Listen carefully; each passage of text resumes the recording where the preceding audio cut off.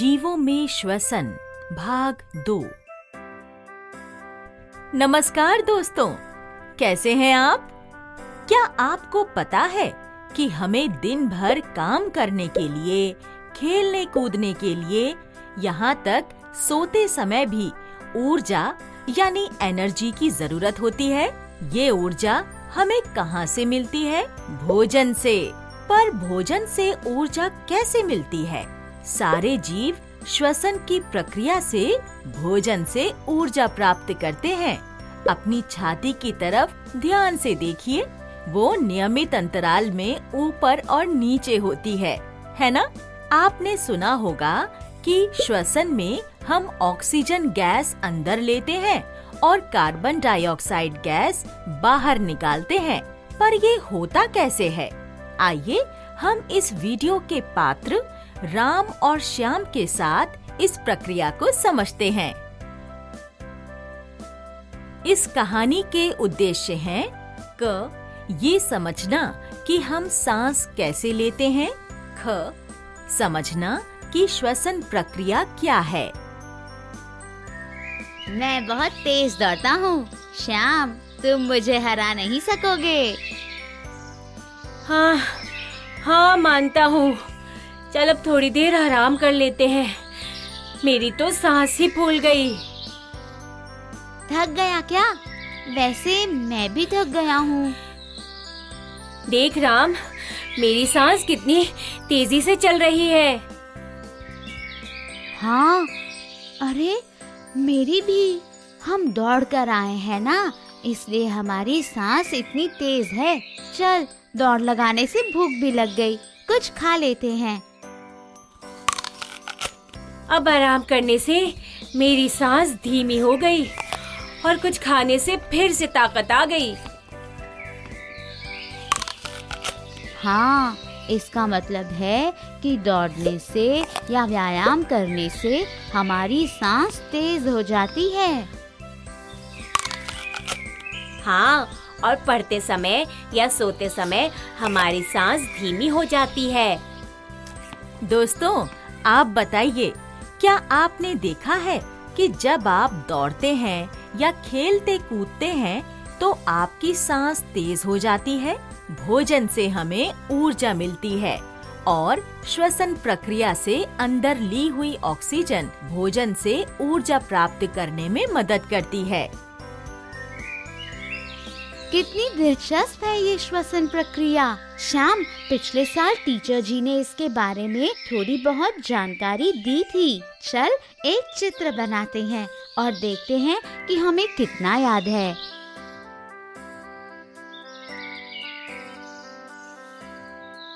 मैं यहाँ ये पेड़ बना देता हूँ।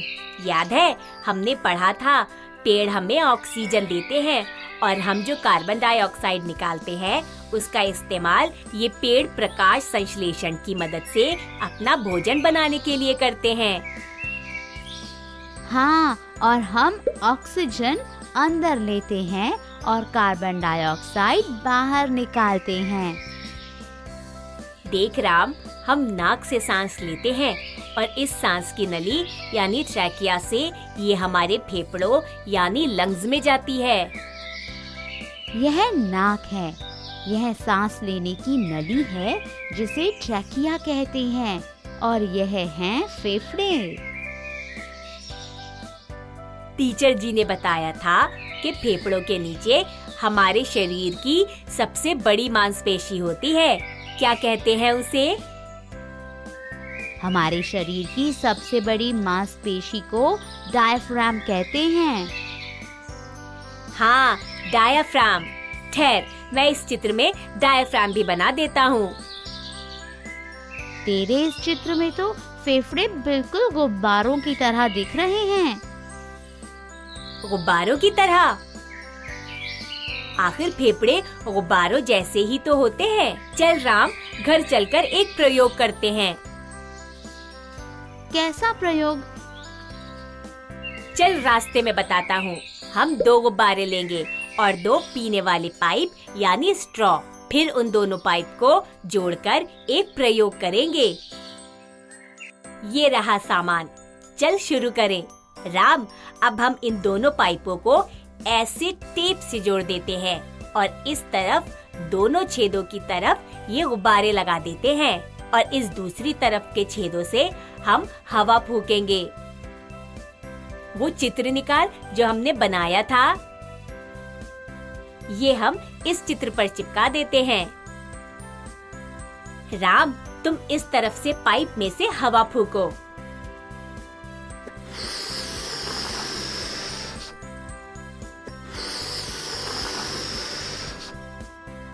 अरे वाह श्याम, यह तो गुब्बारों में हवा भर रही है। कितना मजेदार प्रयोग है। हम भी ऐसे ही नाक से सांस लेते हैं और फिर हमारे फेफड़ों में ऑक्सीजन भर जाती है। सही बोले तुम राम। चल फिर से करते हैं।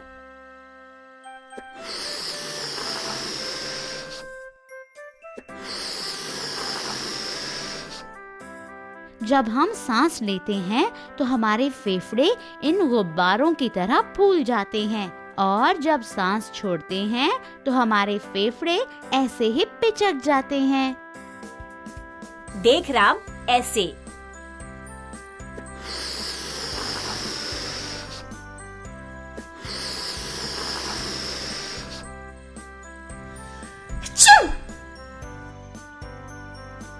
क्या हुआ राम, सर्दी लग गई क्या? नहीं, लगता है कुछ कचरा चला गया मेरी नाक में। बच्चों, क्या कर रहे हो तुम दोनों? कुछ खा लो, भूख लगी होगी। माँ, हम छींकते क्यों हैं? बच्चों, हमारी नाक में कुछ बाल होते हैं। अगर हमारे आसपास की हवा से कुछ कचरा या मिट्टी के कण हमारी नाक में चले जाते हैं तो तब ये बाल फिल्टर का काम करते हैं और छींकने की वजह से वो कचरा बाहर आ जाता है। अरे वाह, बिल्कुल एक छलनी की तरह।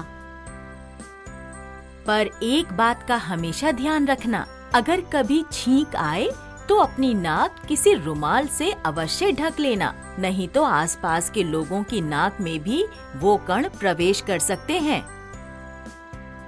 माँ, जब खाना इत्यादि बनाने के लिए लकड़ी जलाते हैं तो धुएं के कारण खांसी उठती है ना? हाँ श्याम, जब खाना इत्यादि बनाने के लिए लकड़ी जलाते हैं तो धुएं के कारण खांसी उठती है।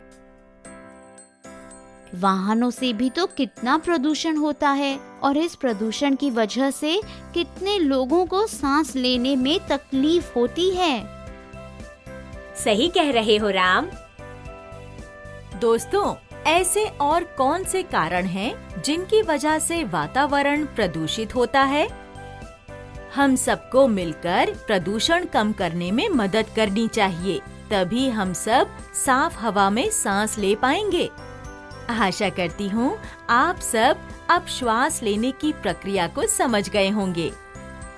पर दोस्तों, जब हम तैरते हैं तब हम सांस कैसे लेते हैं?